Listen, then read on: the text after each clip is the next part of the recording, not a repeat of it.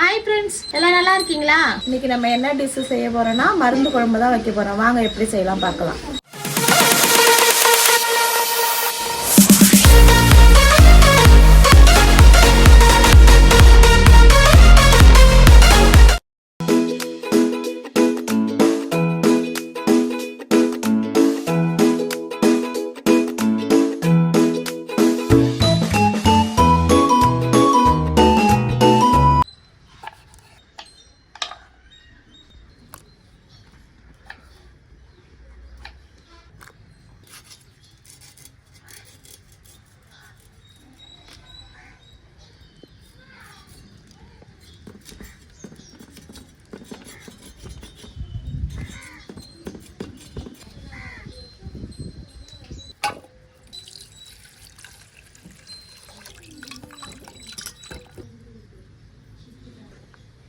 மண் சட்டி வச்சுக்கலாம்.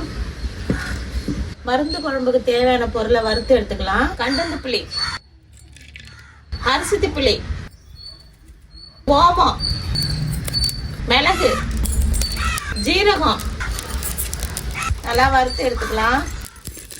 நல்லா வறுபட்டுடுச்சு, இறக்கிக்கலாம். ஒரு தட்டுக்கு மாற்றி ஆற வச்சுக்கலாம். இந்த மருந்து செலவை அம்மியில் அரைக்க போறோம். அம்மியில் அரைச்சா டேஸ்ட் சூப்பரா இருக்கும், அதனால தான் அம்மியில் அரைக்கிறோம்.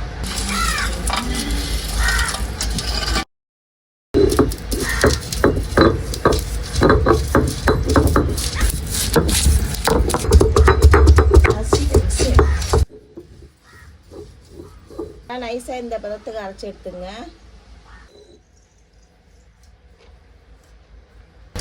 நைஸா அரைஞ்சிருச்சு. இது குழம்பு வைக்கிற சட்டியிலே மாத்திக்கலாம்.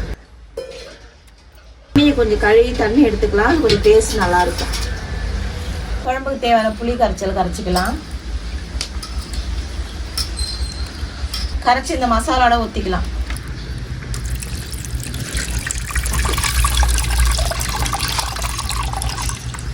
தக்காளி பழம் கரைச்சிக்கலாம்.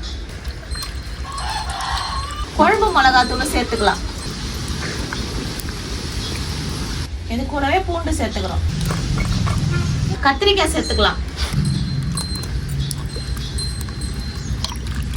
அவ்வளோதாங்க. இந்த குழம்பு அப்படியே குழம்பு கூட்டி வச்சு இப்போ அடுப்பில் வச்சு கொதிக்க வைக்க போகிறோம்.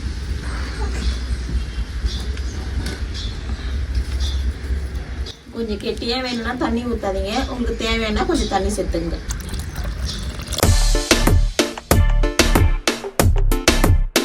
உப்பு சேர்த்துக்கலாம்.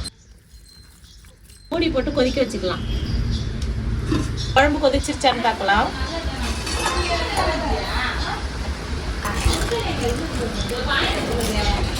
நல்லா கொதிச்சு வந்துருச்சு. பூண்டு நல்லா வெந்துருச்சு. இப்போ கருவாடு சேர்த்துக்கலாம்.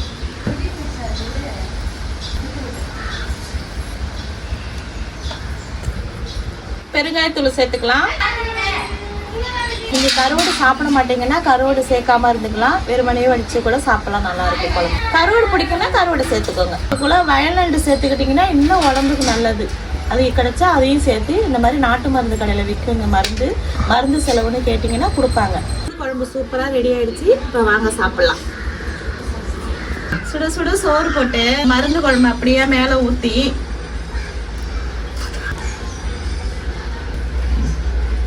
சாப்பிட்டு பார்த்து எப்படி இருக்குன்னு சொல்கிறேன். அப்படியே கொஞ்சம் கருவாடு பிச்சு பூண்டை எடுத்து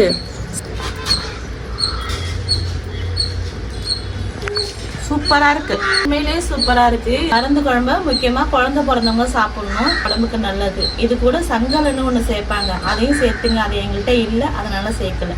நீங்களும் செஞ்சு சாப்பிட்டு பார்த்துட்டு எப்படி இருக்குன்னு கமெண்ட்ல சொல்லுங்க.